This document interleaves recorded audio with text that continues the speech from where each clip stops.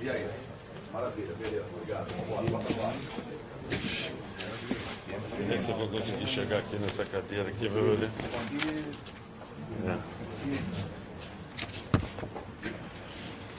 Bom dia.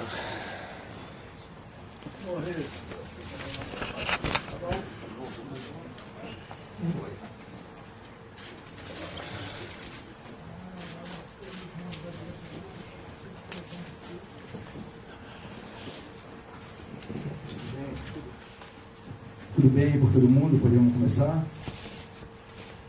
Peraí. Roberta, fecha a porta, por favor. Podemos? Tudo bem? Passar por onde de novo. Mas esse também não? Mas esse, não, você pode falar nesse e eles vão captar o som aqui. Você fala nesse aqui para todo mundo Tá ver. certo. Mais perto possível. Aí, Ok. Bom, boa tarde a todos aqui. O objetivo aqui depois é a gente deixar, fazer uma coletiva. Isso tem sido um pedido constante aí para que o Flamengo abrisse, para poder responder perguntas e tudo isso. Esse é o objetivo que a gente tem hoje nessa nossa reunião. Eu queria pedir a todos, na hora que forem fazer as perguntas, para fazer isso de uma forma organizada. Posso ter certeza que nós vamos acabar atendendo a todo mundo. Não há necessidade, vamos dizer assim, de fazer isso de uma forma desorganizada, tá certo? Só para começar aqui, só para dar um pontapé inicial dessa conversa, quer dizer, tem algumas coisas que a gente acha importante comentar. A primeira delas é o seguinte, em cima dessa demanda que ocorreu, para que a gente pudesse falar com vocês, quer dizer, é importante a gente dizer que nós temos uma preocupação muito grande com a qualidade das informações que a gente ia passar para vocês. Nós só estávamos na gestão com pouco mais de 30 dias de gestão e existia uma série de perguntas que foram feitas, as quais a gente não tinha a possibilidade de poder responder. Espero que agora a gente possa responder, vamos dizer assim, muito mais perguntas passado esse tempo todo, esses 17 dias aí. Mas outra coisa importante também é que a gente teve que, como foco principal, e isso foi falado para vocês desde o primeiro dia, eram as famílias. E realmente a nossa maior concentração de atenção e de trabalho foi em cima das famílias. É importante ressaltar isso aqui para vocês, né, que o quanto nós procuramos cuidar dessas famílias, né? Nós, desde o dia da tragédia, que isso na verdade foi uma tragédia que abateu o Flamengo, a maior tragédia, eu volto a dizer, dos seus 123 anos, nós trouxemos essas famílias aqui. Eu cheguei a ter contatos com as famílias no primeiro dia, com algumas famílias que estavam lá no Ninho do Urubu, quando eu cheguei lá.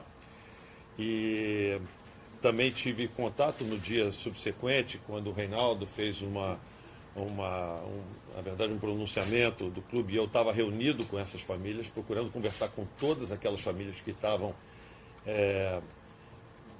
aqui no Rio de Janeiro e dentro do hotel lá no Recreio. Foi um trabalho que eu volto a chamar a atenção, que é um trabalho cuidadoso e carinhoso, que foi feito com a participação de psicólogos, de médicos, de todos os profissionais do clube que tinham relação direta com esses atletas, conversando com as famílias, consolando as famílias dentro das nossas possibilidades, né? Então, eu acho que isso e tudo isso feito com um enorme respeito e consideração por elas, né? E eu acho que isso aqui é uma clara, vamos dizer assim, mensagem que eu passo da instituição do Flamengo, que é uma instituição de 123 anos e que eu acho que precisa ser respeitada. E em particular, eu diria, para toda a nossa nação rubro-negra, vocês podem ter certeza de que o Flamengo estava cuidando muito bem das famílias dessas vítimas, tá certo? Ali foi uma perda que nós todos tivemos. Outro ponto também é que o Flamengo está sempre empenhado a chegar a um acordo o mais rapidamente possível com as famílias dessas vítimas.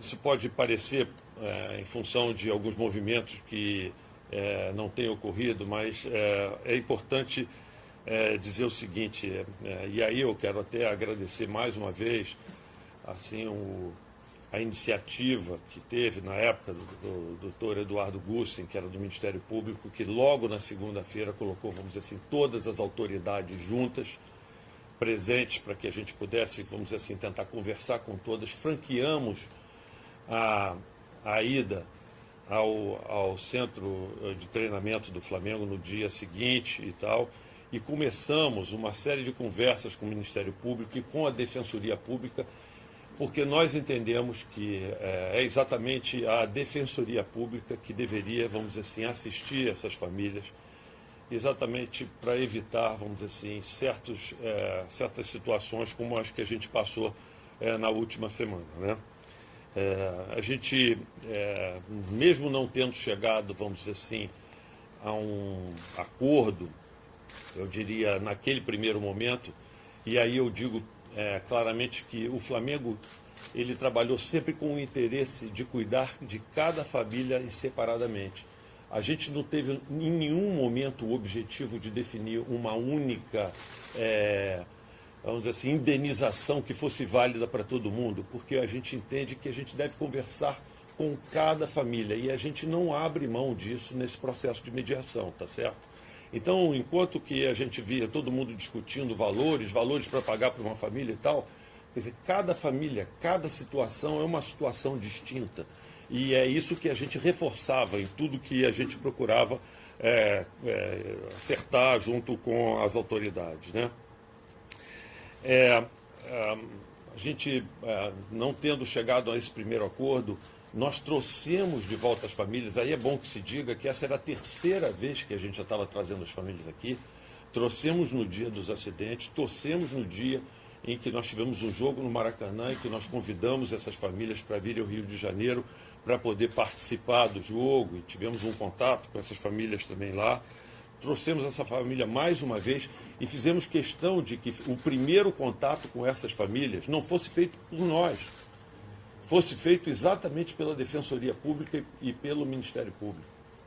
E mais, na verdade, nós solicitamos a mediação do Tribunal de Justiça do Rio de Janeiro, por entendermos que só dessa forma que a gente poderia ouvir das famílias também o que era a vontade delas, que, volto a dizer, para nós era fundamental.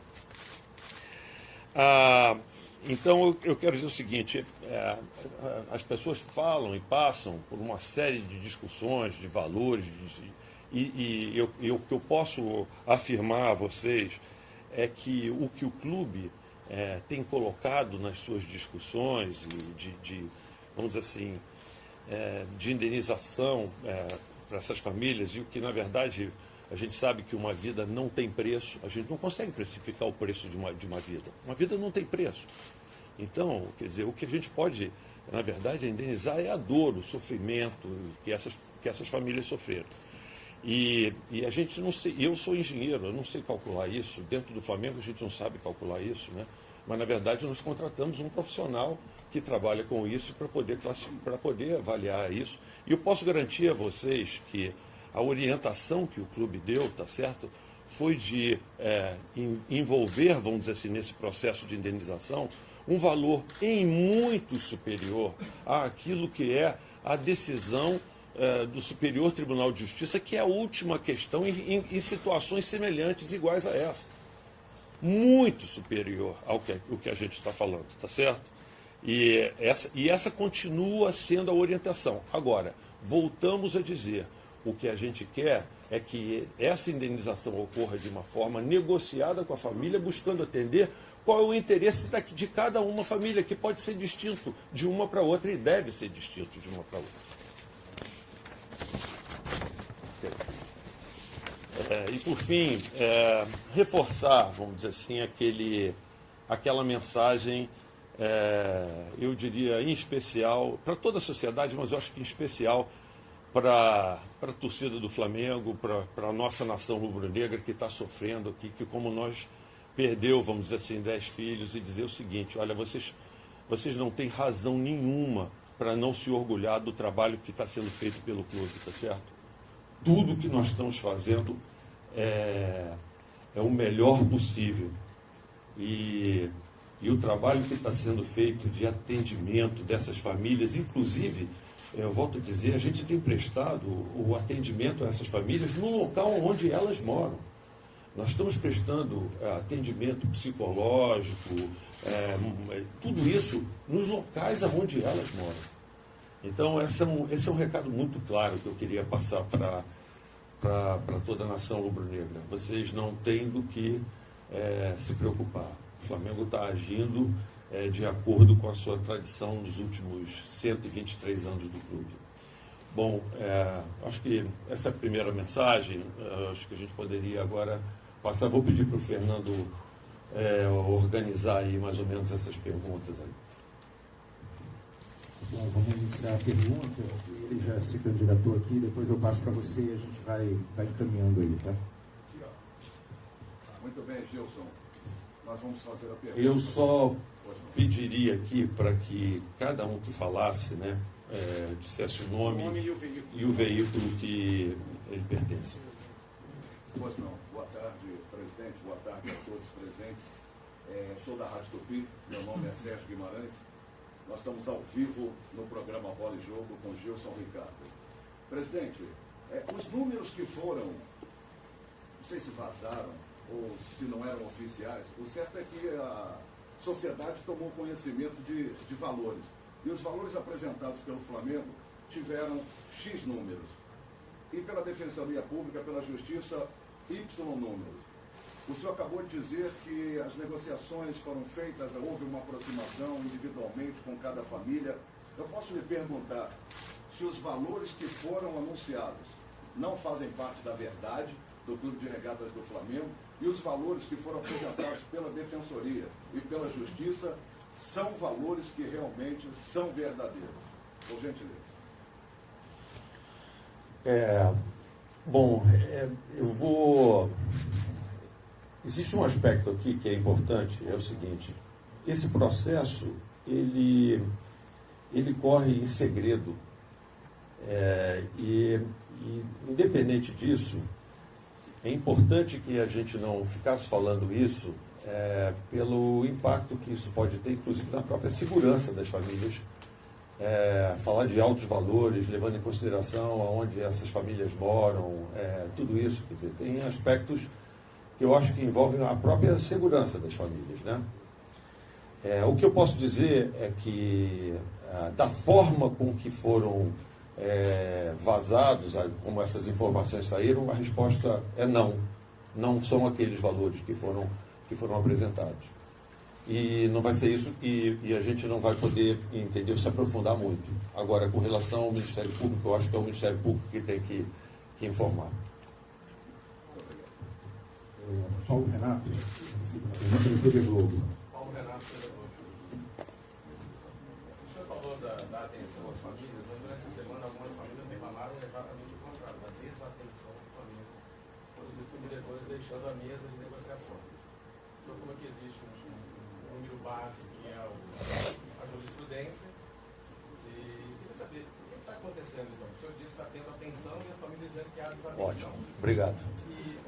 Eu sei que o senhor não está podendo falar dos valores, mas as famílias fizeram um pedido, né? E parece que o Flamengo também fez. É uma distância muito grande, eu acho que isso não vai haver um equacionamento aí. Então, vamos lá, Paulo Renato. Obrigado pela sua pergunta, porque me ajuda até a explicar um pouco o processo, tá certo? Nesse processo, quer dizer, nós pedimos a mediação da Justiça. Nós tivemos a presença nesse dia do desembargador César Cury, abrindo o processo de negociação. Ficamos muito felizes de receber a informação de que todas as famílias tinham concordado com esse processo de negociação.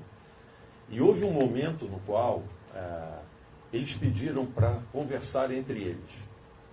E a gente já falou aqui que a gente, se dependesse do Flamengo, nós gostaríamos, e na verdade foi isso que nós sugerimos às famílias, que elas tivessem, vamos dizer assim, a orientação da Defensoria Pública, por entender que, principalmente nesse momento, haveria um alinhamento de interesse muito maior com os interesses da própria família, né? Infelizmente, a gente soube que 2 famílias já vieram representadas por advogados, por advogadas no caso. As informações que nós tivemos é que durante essa reunião em separado, depois dessa, inclusive da saída do desembargador, quer dizer, que fez um discurso muito auspicioso, quer dizer, com a expectativa do término de uma negociação em pouco tempo, e se ele fez isso é porque ele entendeu isso, fruto vamos dizer assim, do contato que ele teve lá. O que a gente viu foi uma reversão total daquele quadro, quer dizer, a gente viu que, na verdade, a gente soube que houve a participação muito forte dessas 2 advogadas que foram representando, vamos dizer assim, 2 das pessoas, inclusive uma delas que fez uma daquelas declarações que você está citando aí, e aí envolvendo inclusive uma coisa que isso que é muito dolorosa para a gente, que é falando inclusive de falta de respeito com o clube, né? Falta de respeito do clube com essas famílias, quer dizer, que é tudo o que a gente vinha trabalhando e entendendo que a gente vinha fazendo da forma mais respeitosa possível. A gente entende que é um momento difícil, mas o que a gente percebeu é que, de alguma forma, essas 2 advogadas conseguiram criar um clima, vamos dizer assim, dentro daquele grupo lá, em que fosse deliberado, vamos dizer assim, um valor muito alto e que, na verdade, aquilo que vinha sendo falado pelo Ministério Público também e pela Defensoria, como se fosse um teto daquilo que fosse ser discutido a partir daí, né? Mas o que a gente tem sentido, viu, Paulo, de positivo, é que, acabado aquele momento ali, a gente começou a ser procurado de novo por algumas famílias e na verdade, buscando conversar de novo conosco e buscando de novo o processo que tinha sido proposto, que é o de mediação com a Justiça, com o Tribunal de Justiça. E só para vocês saberem, isso já está ocorrendo. Isso já ocorreu na sexta-feira, mesmo depois daquelas declarações, de que aquilo tudo estava frustrado, de que as pessoas iriam para todas, aquelas estavam juntas e queriam todas entrar com um processo contra o Flamengo. Nós já tivemos famílias que nos procuraram, já tiveram uma longa reunião conosco na sexta-feira e existem outras já agendadas para essa semana. O que nos deixa, vamos dizer assim, muito feliz, que é sempre aquilo que está na linha do que a gente está defendendo. Agora, eu não posso garantir para você que todas vão seguir esse caminho. Essa seria a nossa vontade, né? Mas eu não posso garantir que isso que nos deixou muito satisfeito e que está se tornando, vamos dizer assim, já uma possibilidade, vai continuar a acontecer. São os valores, o senhor falou no podcast de valores, mas a gente está falando como base a jurisprudência, e que me parece que o senhor pode confirmar, que parece que o advogado pode oferecer metade do valor da jurisprudência. Sendo que o senhor disse aqui que a orientação é ser mais... Na verdade, não. O que eu estou dizendo é que a jurisprudência, eu não sei se você conhece a jurisprudência, mas a jurisprudência que me foi mostrada, na verdade, o Flamengo, se você computar tudo, ele está oferecendo, eu diria, em ordem de grandeza, o dobro, tá? O nome do Ministério Público? Falei da jurisprudência, não falei do valor pedido pelo Ministério Público. Boa tarde, aqui é o Lucas, da Folha de São Paulo. Pois não, Lucas. Bom, presidente, queria pontuar algumas coisas que o senhor falou. Primeiro, o senhor disse que, para o Flamengo, seria interessante que todos fossem atendidos pela defensoria. Mas, na verdade, isso cabe aos pais dos filhos que morreram, né? Se o senhor morrer, o senhor poderia escolher ter um advogado. Perfeitamente. E, por conta de... o sobre isso, a Defensoria apresentou um valor para o Flamengo que foi rejeitado. Então, assim, independentemente do senhor estar dizendo que tem um advogados que, no tom que o senhor está falando, seriam mal intencionados, até aí está todo mundo dentro do seu direito, só falta o Flamengo cumprir com a obrigação. Então, assim, por que o Flamengo não aceitou os valores da Defensoria? Essa é uma primeira pergunta. A segunda pergunta, no dia do Tribunal de Justiça, apesar do senhor estar dizendo que outras famílias procuraram depois, as famílias disseram que queriam que a negociação fosse feita de maneira coletiva, justamente para não haver um valor sendo dado mais alto em detrimento de outro jogador, ou então um jogador que tinha uma possibilidade maior na carreira ganhar mais indenização do que o outro. A terceira pergunta é qual é a jurisprudência? Ao longo da semana a gente ouviu uma coisa relacionada ao Boate Kids, que se essa seria a jurisprudência. Só que, no entanto, a gente sabe que são situações completamente diferentes. A Boate Kids, as pessoas estavam pagando para estar lá, queriam estar lá, não tinha ninguém que prometeu para as mães das pessoas que estavam na Boate Kids que ia cuidar daquelas crianças. Enfim, qual é, de fato, essa jurisprudência que o Flamengo está usando? E se o senhor puder responder as outras duas perguntas, obrigado. Só, por favor, uma pergunta por repórter, senão não é justo. Tá? É isso aí. Não, assim, vamos lá, vamos ver se eu consegui pegar tudo.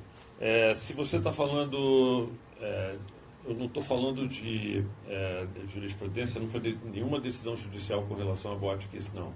São, vamos dizer assim, situações muito mais próximas, vamos dizer assim, do que a gente está tendo nesse caso aqui, que são casos de crianças sob a guarda de uma empresa ou de alguém. Só lembrando agora, também um outro ponto importante do que você falou, é o seguinte, o valor que a gente está discutindo aqui, vamos voltar àquilo que a gente falou. Uma vida, gente, assim, não tem preço e a gente não vai discutir precificação. O que a gente está falando aqui é de indenizar danos morais em relação à dor e o sofrimento das pessoas, né? Por ter uma perda semelhante a essa. Existem, vamos dizer assim, jurisprudências com relação a isso. E com relação ao aspecto da Defensoria Pública, você tem toda a razão. A gente sabe que é isso. Só que na conversa que nós tivemos com a Defensoria, o que ficou muito claro para nós é que a Defensoria não tinha nenhum interesse de estender esse prazo de discussão judicial com o Flamengo. Ela inclusive afirmou isso naquele dia, que na verdade é o objetivo do Flamengo, é tentar buscar o mais rapidamente possível, quer dizer, uma solução que seja justa. Agora, esse ponto que você comentou também, porque na verdade foram vários pontos que você comentou na sua pergunta, quer dizer, que é da negociação global, eu não tenho tanta certeza que isso tenha sido a posição de todas. Isso pode ter sido verbalizado ali naquele momento como a posição de todas, mas não é o que a gente tem sentido agora, com as famílias individualmente vindo conversar conosco e querendo discutir e comentar a respeito das necessidades que cada uma família tem ao longo do tempo e de que forma eles poderiam equacionar, dentro de um valor razoável, vamos dizer assim, a vida deles, para que possa melhorar a condição dessa família nos próximos anos. Mas por que os senhores não pagam que a Defensoria? Espera aí, essa aí vai ser... Depois você pergunta de novo, senão os colegas não perguntam. Cada um pergunta 4, 5 perguntas. Você pergunta de novo. Ele vai repetir de longe. Senão não sai da folha de São Paulo. Mas essa é uma pergunta que qualquer um vai fazer. Então você faz a mesma pergunta. Faça a pergunta a ela, faça a pergunta. Faz a pergunta você, por favor. As verdes. Isso. Ok. O quê? Não, primeiro o seguinte, não tem um valor ali. O que foi falado ali, o que foi discutido, foi colocado como um primeiro ponto, antes de entrar no processo de que a gente chama de mediação, tá certo? O que foi colocado foi um piso. O que foi colocado tudo aquilo foi como um piso de discussão que nós entendemos, como eu já falei anteriormente, que é muito acima de toda e qualquer decisão que já aconteceu. O que eu quero dizer é que o Flamengo quer equacionar isso sim, com valores acima, mas como eu falei aqui, valores que são o dobro, vamos dizer assim, das jurisprudências. O que não significa que se alguém me pedir 10 vezes, ou 50 vezes, ou 100 vezes os valores das jurisprudências, a gente tem que aceitar. É simplesmente por isso. O que eu quero dizer é o seguinte, o valor que o Flamengo está propondo, ele é em muito superior ao que existe nas jurisprudências. O que não significa que o valor que foi solicitado como piso no início da conversa, antes do processo de mediação, pela Defensoria Pública e pelo Ministério Público, tenha sido um valor que seja equivalente com os das decisões judiciais. É isso que eu estou querendo dizer. Eric Faria agora. Está respondido? Eric, pediu? Pediu. Boa tarde. Boa tarde. Presidente, saindo um pouco dessa questão das indenizações, a gente tem visto, acompanhando também, que o Ninho do Urubu não poderia estar aberto antes do acidente, pós-acidente. E, de alguma forma, o Ninho do Urubu continua funcionando normalmente, agora com jogadores profissionais. Por que o Ninho do Urubu continua aberto esse tempo inteiro? Vocês sabiam que o Ninho do Urubu não poderia estar aberto, o Ninho do Urubu não tinha as licenças, não tinha o alvará, não tinha licença do Corpo de Bombeiro, e ainda assim ele estava funcionando. Por quê? Ok. Vamos lá, Érica. Vamos por partes aqui, né? Primeiro, se nós tínhamos conhecimento disso ou não. A resposta é não. A última multa que tinha sido feita pela Prefeitura ao Flamengo foi feita pelo levantamento que nós fizemos no dia 12 de dezembro do ano passado, ou seja, nenhuma multa chegou posteriormente ao nosso conhecimento e, na verdade, ao longo do tempo foram faladas em 31 multas, aí saíram várias vezes, esse número é um número cabalístico aí, que foi falado na imprensa por diversas vezes. E aí aquele ponto que eu falei que a gente teve que procurar, fazer um levantamento aqui, de fato, a gente conseguiu identificar aqui 23 multas, não conseguimos identificar 38, mas é bom que se diga que dessas 23 multas, 12 delas foram aplicadas, quer dizer, recebidas pelo clube após o acidente. Então também isso é algo que é importante dizer, né? Porque, na verdade, é fato, mas são multas retroativas, mas foram multas que foram aplicadas depois do acidente, no dia 11 de fevereiro. Bom, com relação às licenças, quer dizer, vamos lá, vamos tentar separar as coisas. E aí vamos tentar fazer um histórico desse aspecto das licenças, que eu acho que é interessante. O uso, uma das discussões que tem muito falado é com relação a módulos e tudo isso, quer dizer, dizer o seguinte, o Flamengo teve no passado, quer dizer, alvará para a utilização do Ninho do Urubu com módulos iguais àqueles que estavam ali, tá certo? Essa licença foi emitida no dia 23, se não me engano, de janeiro do ano de 2012, pela Prefeitura. Ou seja, eram módulos semelhantes àquele, com módulos habitacionais como aquele, que já existiam no Ninho do Urubu desde 2010. Então, esse é um aspecto. O outro aspecto que é bom comentar é o seguinte: as licenças que foram sendo solicitadas foram para as novas instalações do centro de treinamento.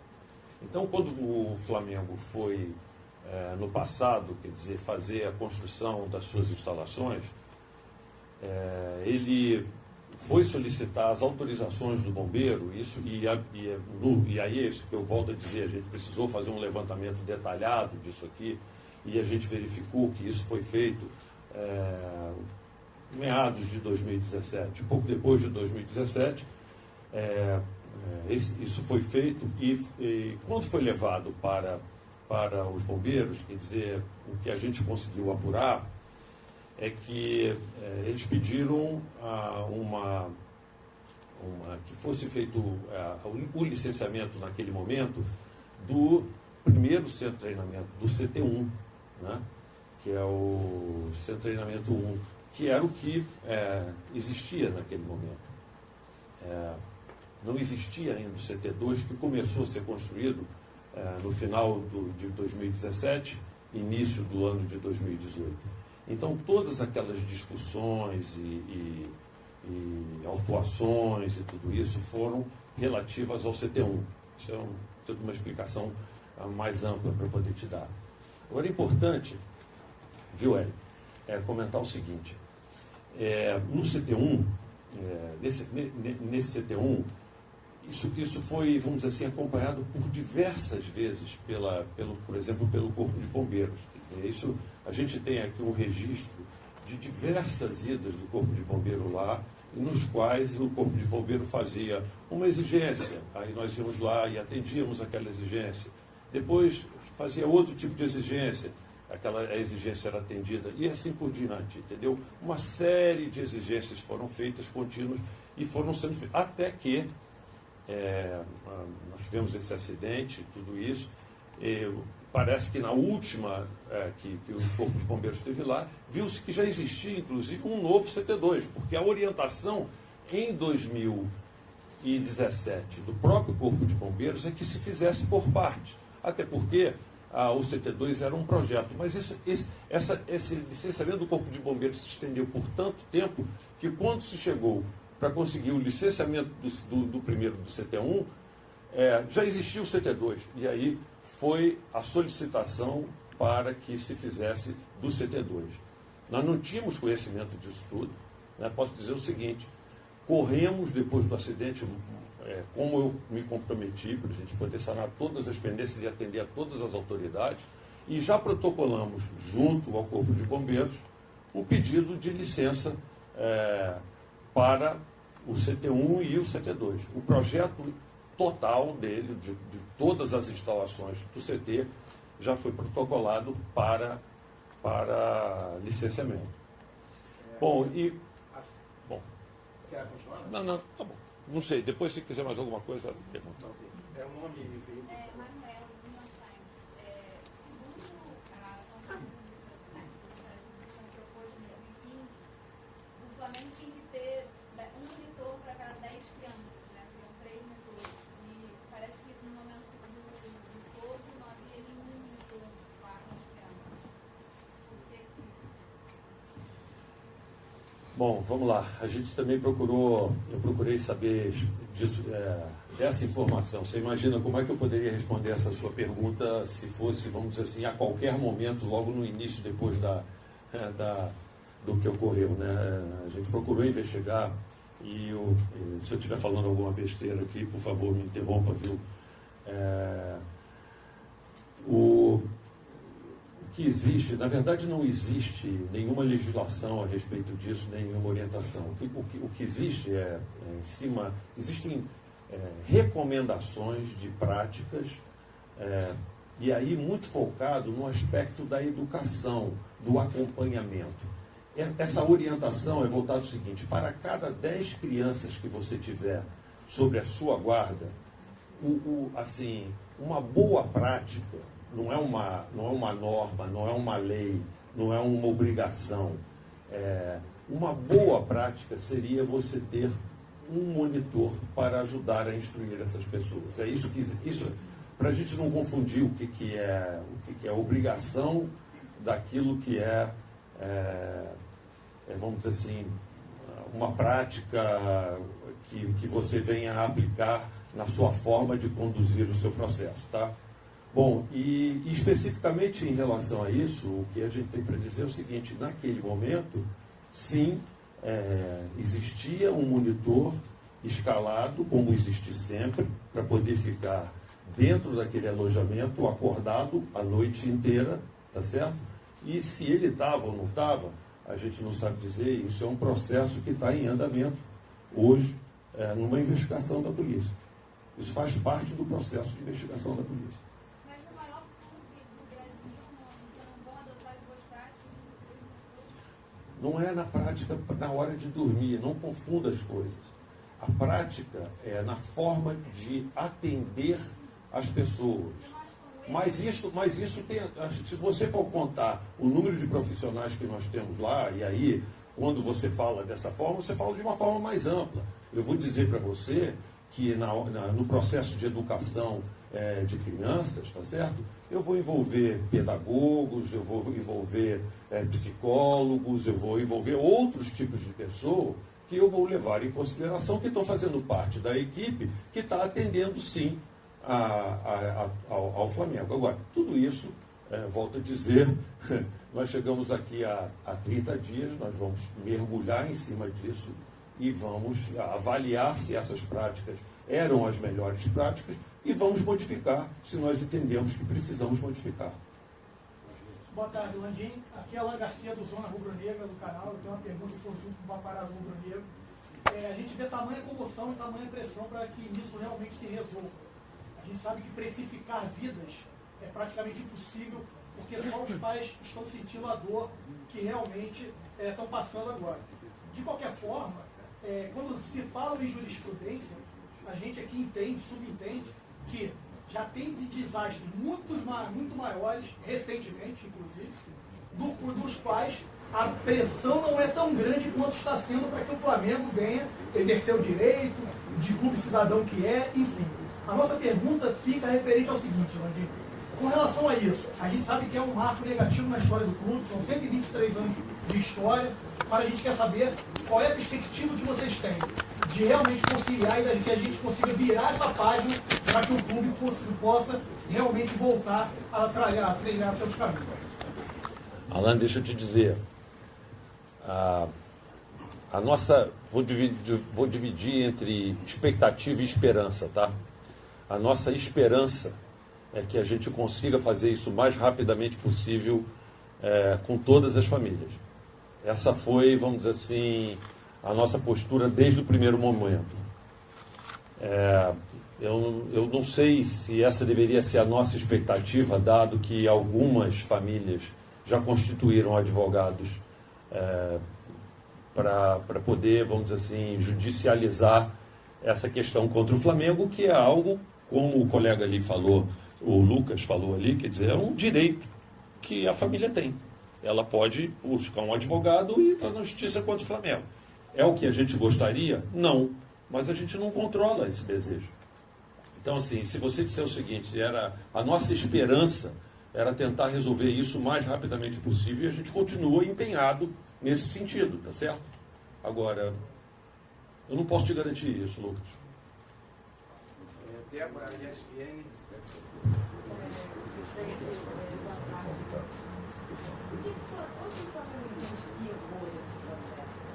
Está ouvindo, logicamente, todas as explicações, inclusive sobre todo esse processo burocrático que envolve a prefeitura, o grupo de bombeiros, que é o processo de melhorado. A sua mente fica na sua gestão anterior, onde errou ao longo desse processo para que se chegasse a uma tragédia, ou simplesmente há uma fatalidade, há uma questão de tempo, de queda de energia, que aconteceu a tragédia. Olha, Débora, eu acho que todo acidente como esse, ele traz, vamos dizer assim, oportunidades para que a gente possa, vamos dizer assim, sempre melhorar, tá certo? Algumas delas já foram citadas aqui, né? Em relação às práticas que a gente vem adotando, será que existia alguma coisa a mais que a gente poderia ter feito, vamos dizer assim, para garantir que as crianças ficariam, vamos dizer assim, atendidas durante a noite mais tempo, ou com maior supervisão dobrada, ou eu não sei, assim, existem sempre, vamos dizer assim, oportunidades para a gente poder discutir e melhorar os procedimentos da gente. Agora, eu não tenho dúvida alguma de que isso foi uma fatalidade, zero de dúvida de que isso foi uma fatalidade, infelizmente aconteceu. Eu não posso imaginar que alguém também possa imaginar que por acaso tenha, vamos dizer assim, alguma coisa que pudesse ter sido feita e que o Flamengo não fez simplesmente porque não cuidava, ou porque não estava ligando, ou porque achava que isso aí não tinha importância. Óbvio que não. Então, eu acho que sim, tem várias coisas que a gente vai poder aprender ao final desse processo, mas isso ainda é um trabalho que a gente está vivendo. A gente está passando ainda por todo esse processo. E, obviamente, ele não termina aqui, não terminou, a gente continua analisando todas as coisas que acabaram acontecendo e as causas, as consequências desse acidente e coisas que futuramente a gente vai mudar. Mas se você me disser assim, uma coisa agora, eu não vou saber te dizer. Eu não tenho dúvida nenhuma de que a minha percepção, mas eu não quero antecipar, afinal de contas isso é uma conclusão da polícia, mas pelo que eu vejo, isso foi uma fatalidade. Boa tarde, presidente Flamengo. Presidente, vou mostrar algumas reportagens do projeto, esse primeiro módulo que você teve em 2010, não constava ali aqui dos alojamentos. Então, a gente pode entender que desde o mundo profissional, ele já estava irregular, o Flamengo não fez licença, autorizações, e depois o presidente Monteiro, nas poucas vezes, o ex-presidente, das poucas vezes que esse mundo foi intensa, ele não soube precisar quando que as crianças passaram a pernoitar ali naqueles alojamentos sem autorização, sem as licenças dos órgãos públicos. E ele também falando sobre isso, deu a entender, perguntado sobre quem autorizou, que foi uma decisão técnica, querendo dizer que foi dos funcionários do clube e não dos dirigentes estatutários. Vocês já conseguiram identificar quem permitiu que as crianças passassem a dormir naqueles alojamentos sem as licenças, sem as autorizações do Flamengo? Bom, duas coisas. A primeira é dizer o seguinte, que esses alojamentos modulares, voltando atrás aqui, porque eu posso ter falado, pode ter passado assim, as pessoas não terem... Eles já participaram, no passado, o Flamengo já teve alvará de funcionamento com módulos semelhantes àquele. Você poderia não ter naquele momento um alvará, mas o Flamengo teve autorização com módulos semelhantes àquele, tá certo? Agora, a gente sabe quando esses atletas passaram a pernoitar lá. Isso ocorreu a partir de 2017. Isso a gente sabe. Essa outra pergunta que você me fez, eu também não sei. Eu acho que se o ex-presidente do clube não sabe, muito menos eu que cheguei aqui agora há 30 dias. Né? Marcelo. Presidente, Marcelo, Rádio Brasil. Saindo até um pouquinho dessa questão específica, eu peço licença. Até que ponto isso está emperrando o clube com relação ao andamento, patrocínio master, lançamento de uniforme, eventual negociação, enfim, até que ponto isso emperra o clube e se o senhor vê uma previsão de quando vai poder também focar nessas outras questões? Marcelo, olha, sem dúvida a sua pergunta é super pertinente. É óbvio que como a gente colocou o foco, vamos dizer assim, quase integral do clube para cuidar, vamos dizer assim, desse problema, isso acaba afetando todas as demais atividades do clube. Assim, o meu tempo, o tempo do Reinaldo, aqui, que é o CEO do clube, o tempo do vice-presidente, que é o vice-presidente geral do clube, vice-presidente jurídico. Quer dizer, o nosso tempo fica, obviamente, dedicado a isso que é, vamos dizer assim, a maior prioridade. Agora, existem coisas também que nos prejudicam, vamos dizer assim, do lado operacional e que nós temos uma preocupação, que é, por exemplo, com relação à vida mesmo de uma série de garotos, né, que estava ligado, vamos dizer assim, ao Flamengo, e por causa desse acidente, a gente automaticamente suspendeu, vamos dizer assim, a dormida deles, a permanência deles no CT, inclusive até a participação deles lá. Eu não posso nem, eu estou até impedido de poder deixar eles jogarem bola no CT, eles não podem nem entrar no CT, né? E é importante que se diga que tem 50 e poucos, o Reinaldo está falando de 56 garotos que têm a vida dele ligada aqui, ao projeto de vida deles, ligado àquilo que está ali, ao CT. E ali eles têm alimentação, ali eles têm acompanhamento médico, odontológico, psicológico, ali eles têm monitor para acompanhar os estudos deles. E isso preocupa, vamos dizer assim, não só o lado operacional do clube, mas também assim, o que isso pode estar causando de malefício à vida desses garotos. Então, óbvio que tem diversos aspectos que todas essas decisões e essas coisas acabam afetando o dia a dia do clube. É isso. André Pessoa, do Globo. Presidente, as dúvidas que surgiram, principalmente, eram sobre se os alojamentos tinham disjuntores, se tinham alarmes de incêndio, e se o clube entende que o CT está liberado para uso ou reconhece que ele está interditado e mesmo assim segue lutando contra essa intenção. Bom, o que nós podemos apurar é que eles não tinham alarme de incêndio e que isto não era necessário pela legislação, tá certo? E as instalações elétricas, ao contrário do que chegou a ser veiculado na imprensa, tá certo? Todas elas eram independentes para cada uma dos ar-condicionados e com disjuntores. Eram circuitos totalmente independentes, diferentes do que o que a gente acabou ouvindo pela imprensa. É isso, mas é o seguinte, para poder responder isso para você, volto a dizer, nós precisamos de tempo para poder analisar as informações, mergulhar nos fatos e poder concluir isso aí, para poder dizer isso aí para você. Ele fez um questionamento sobre... com relação ao funcionamento do CT... Agora, sem pernoite, né?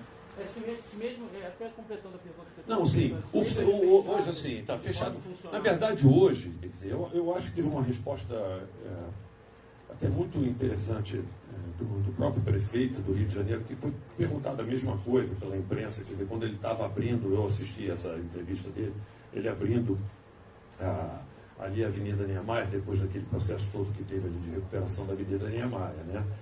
O que ele estava dizendo, e que as pessoas estavam cobrando muito dele, dizendo assim, por que você não fez alguma ação maior contra o Flamengo para poder impedir, fechar a operação e tudo? Quer dizer, o que ele falou ali é o seguinte, que eu acho que um bom entendedor, vendo aquilo ali, diz o seguinte, olha, o clube, no momento em que nós começamos a multar o clube, quer dizer, o que nós sentimos foi assim, uma ação do clube no sentido de tentar corrigir os problemas que existiam e tal. E eu acredito que ele estava dizendo que era por isso que ele entendia que não cabia, vamos dizer assim, esse tipo de decisão. E outra coisa que eu quero dizer para vocês é o seguinte, quer dizer, hoje as ações que o Flamengo tem dentro do CT, elas estão limitadas ao campo, onde o Flamengo está treinando. Quer dizer, ninguém está pernoitando mais lá. Aquilo lá era, vamos dizer assim, o local onde os nossos profissionais, independente dos garotos, da base, né, onde os nossos profissionais pernoitavam antes dos jogos. E isso não está mais sendo feito. Estão, na verdade, se concentrando em hotéis em volta do Rio. Então, assim, qual o risco que aquele tipo de atividade oferece no campo de futebol? Eu diria que é nenhum. E é por essa razão que a gente está deixando o clube continuar a treinar lá. A gente tem conversado e a gente entende que isso é um entendimento da própria prefeitura, quando o próprio prefeito, que é a autoridade que dá o alvará, se coloca dessa forma. Mas o Ministério Público, semana passada, pediu o fechamento total, não foi? Junto daquela ação da jurisdição de bens, enfim. É verdade, é verdade, é verdade. O Ministério Público pediu, mas isso ainda está sob júdice. Não existe um posicionamento ainda da Justiça com relação a isso. Que eu imagino vai ouvir os argumentos do Flamengo também antes de tomar uma decisão. Presidente, boa tarde. Fernando Casagrande, do site Coluna do Flamengo. Em alguns momentos durante a coletiva você disse que está há poucos dias como presidente do clube. Minha pergunta é, você acha que o ex-presidente do Flamengo, Eduardo Andrés Melo, que esteve à frente do clube durante 6 anos, deveria estar ao seu lado para esclarecer todas as dúvidas da imprensa? Eu acho o seguinte, que todas as pessoas que, de fato, da administração anterior, de fato, se dispuseram a vir aqui e ajudar nesse processo, quer dizer, trabalhando junto conosco, e aqui eu cito, por exemplo, o Flávio Willemann, que foi o último vice-presidente jurídico e que teve uma intervenção muito importante no processo de vamos dizer assim, articulação junto ao Ministério Público para que a gente tivesse aquela primeira reunião, trabalhasse lá, são mais do que bem-vindos e sempre serão mais do que bem-vindos.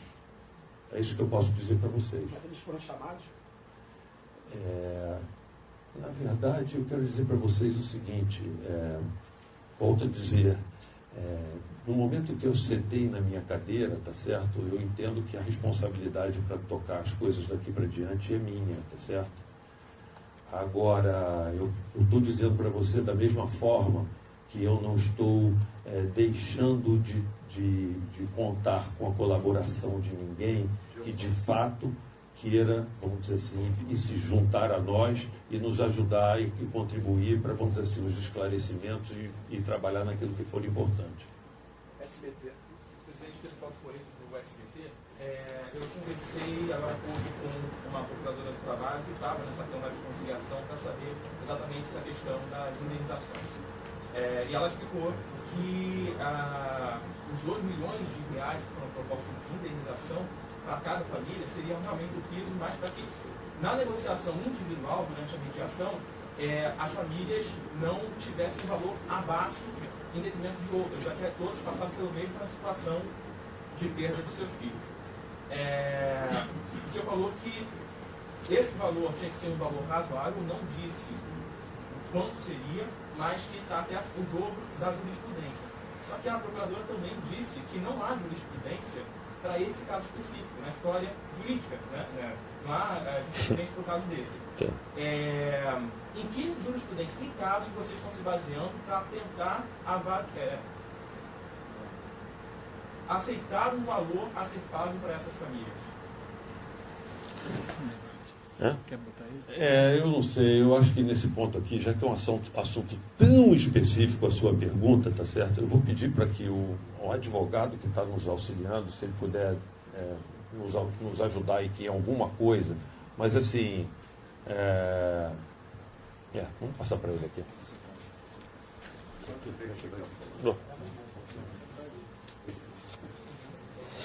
Em primeiro lugar, boa tarde a todos.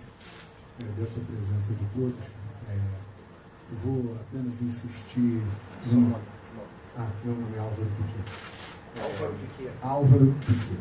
Pedir só para falar um pouquinho mais alto, porque os microfones estão por meio. Eu vou pedir só para você, por favor, repetir seu nome. Pedro. Pedro, vamos lá. Em primeiro lugar, uma das questões que levou o Flamengo a não falar em valor aqui é porque a gente entende que tanto as reuniões que aconteceram junto ao Ministério Público Estadual, ao Ministério Público do Trabalho e à Defensoria, elas deveriam estar sujeitas à confidencialidade.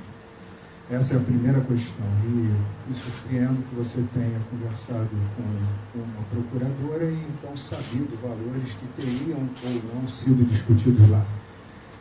Em segundo lugar, eu acho que essa questão sobre se existe ou não existe uma jurisprudência específica que pudesse ser aplicada a esse caso, eu entendo que existe.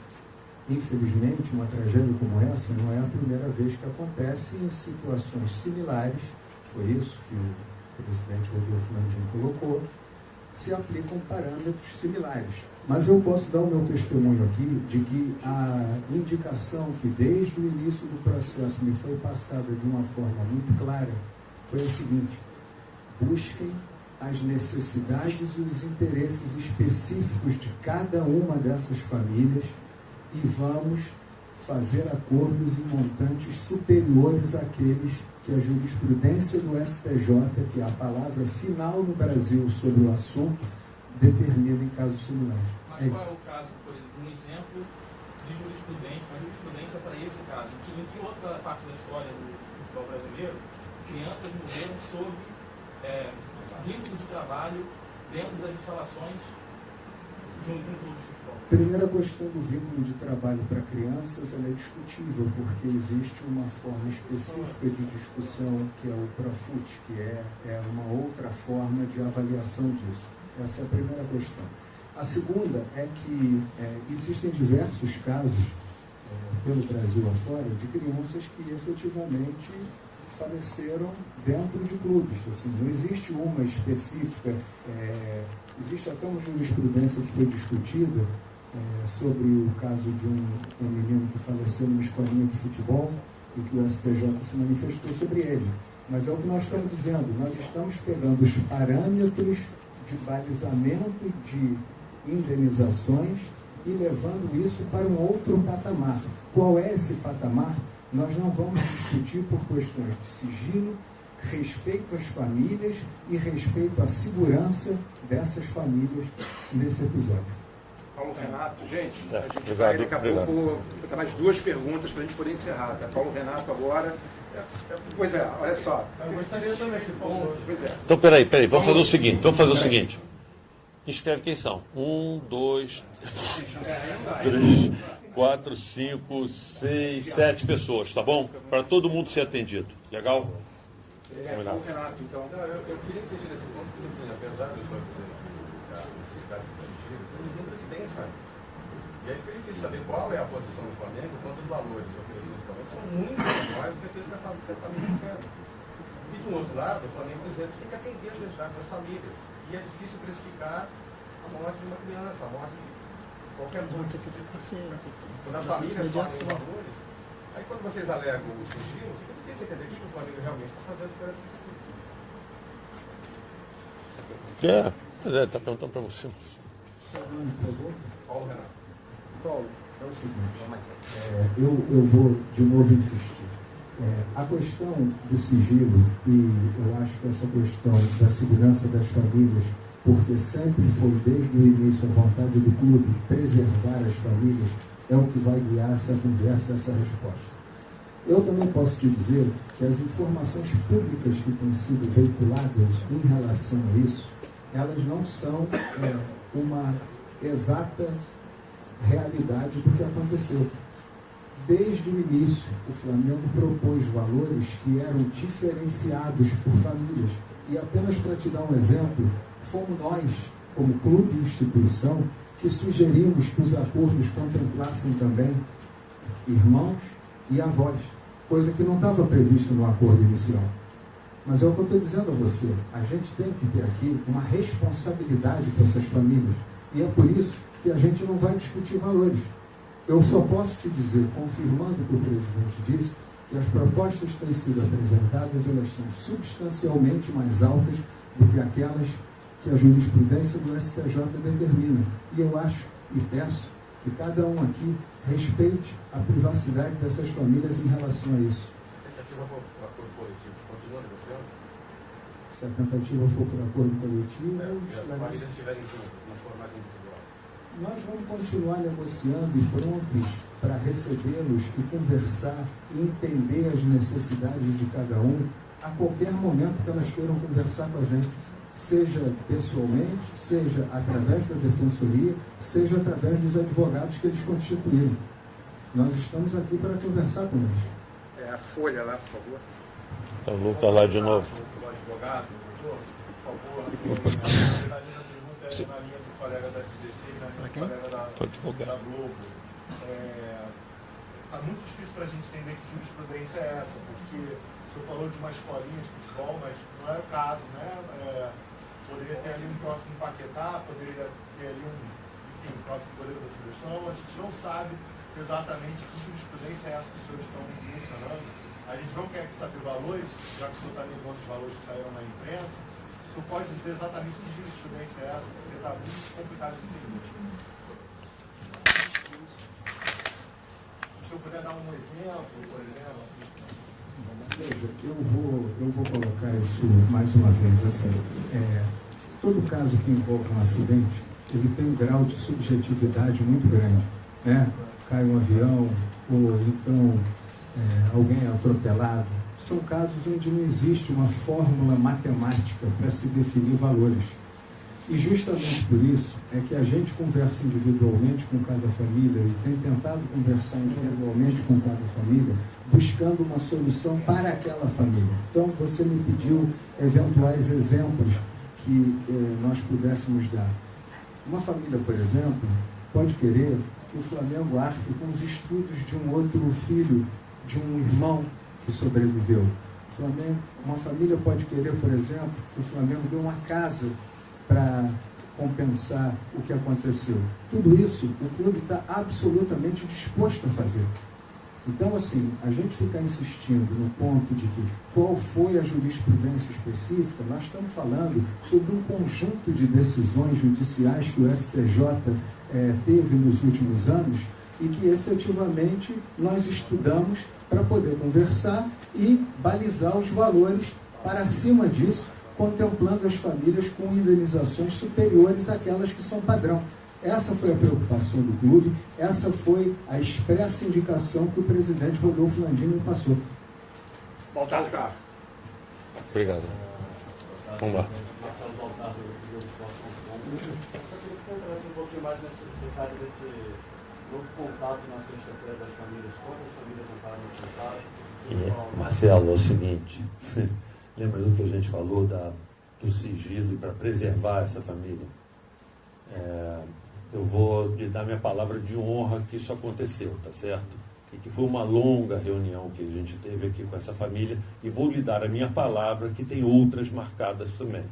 Agora, eu não vou declinar o nome dessas famílias até para não expô-las.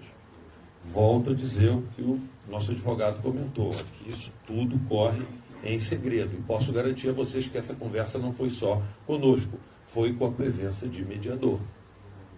Mas foi uma família então na sexta? Isso, na sexta-feira foi uma família e temos outras marcadas. Nada. Mas, vamos lá, peraí. Mais duas perguntas, você ali. E a gente vai ter que encerrar em algum momento. Não. Tem aqueles dois ali, vamos deixar o paparazzo ali depois. Tá? Então vamos lá. Pode encerrar. Obrigado. Vamos, você pode Você. Tá. Desculpa.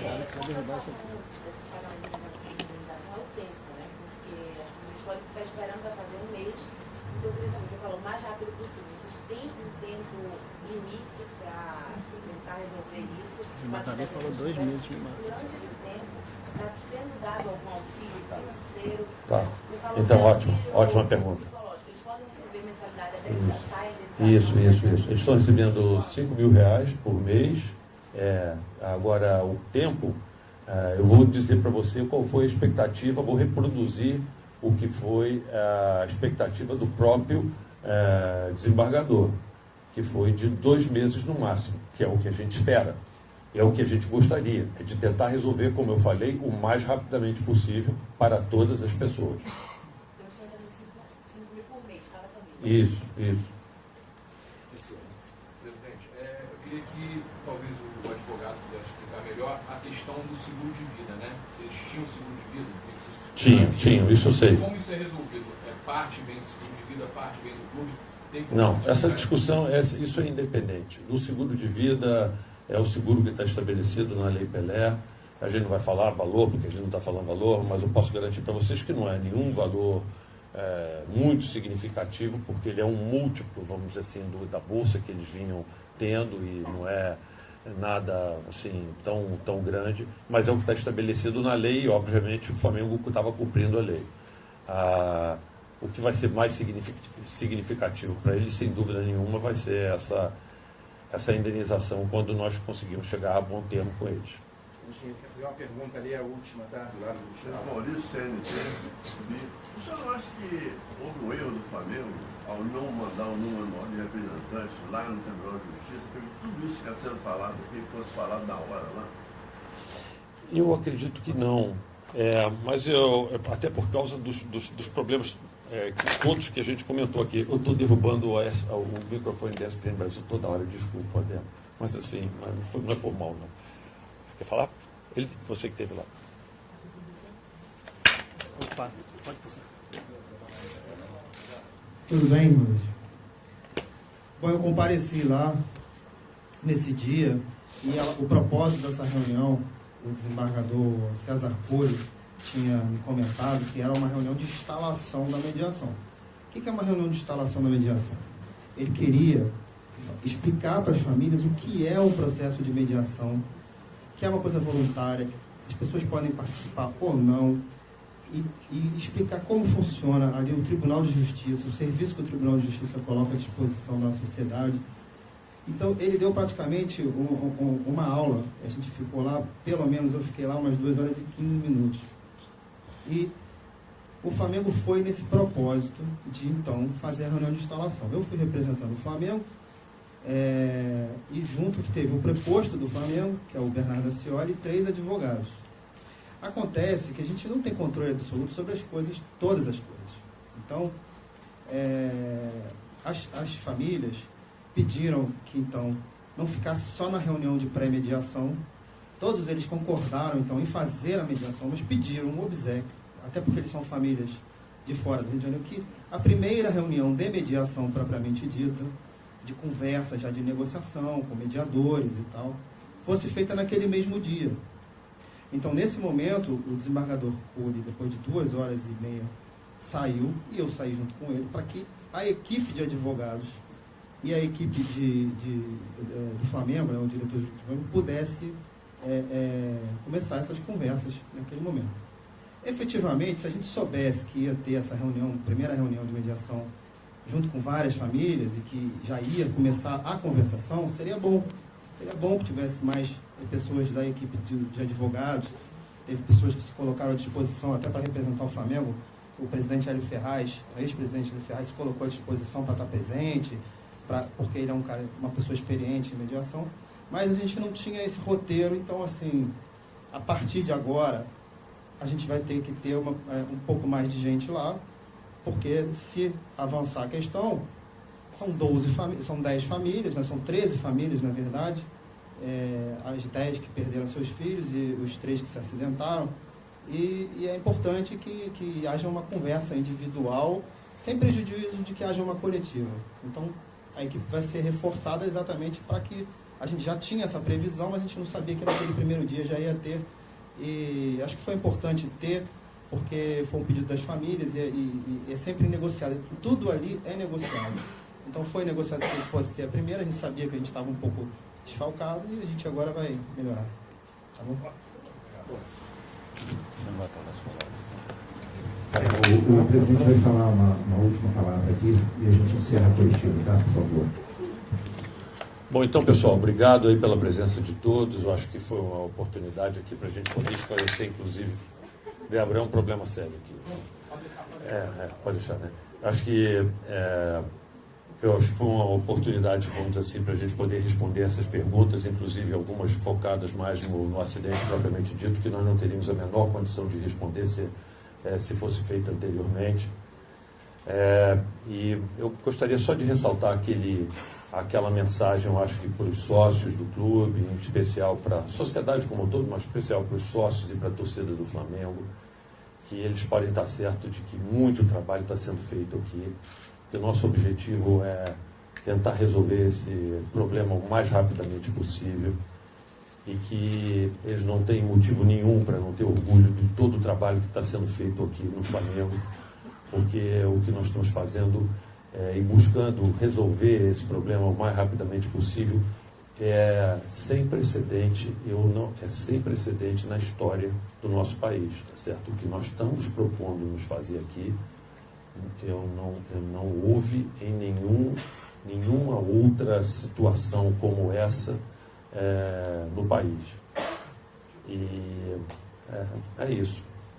Agradecer a todos de novo. Obrigado.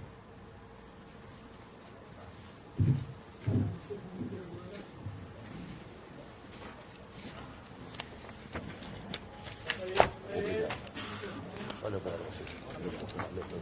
Abraço, obrigado. Turma toda.